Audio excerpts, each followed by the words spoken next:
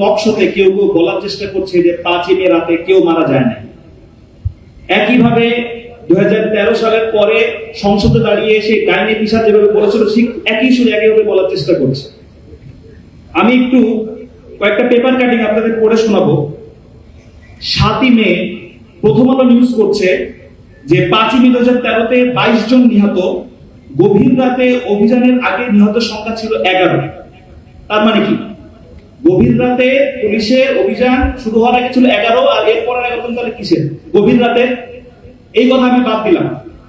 আমি নিজে এবার কাজ করতে গিয়ে কয়েকজন শহীদ পরিবারের খোঁজ পেয়েছি। তার মধ্যে একজন হচ্ছে হারুনুর রশিদ। তিনি হকার ছিলেন।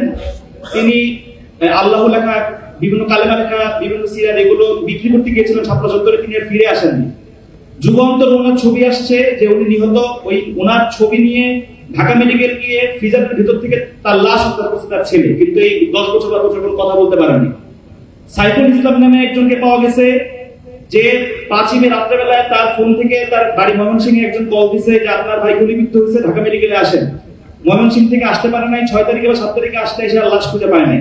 এরপর আর কোনোদিন সেই সাইফুল ইসলামকে খুঁজে পাওয়া যায় নাই। আমি এই মাত্র 2টা ঘটনার কথা বললাম, এরকম অসংখ্য ঘটনা আছে।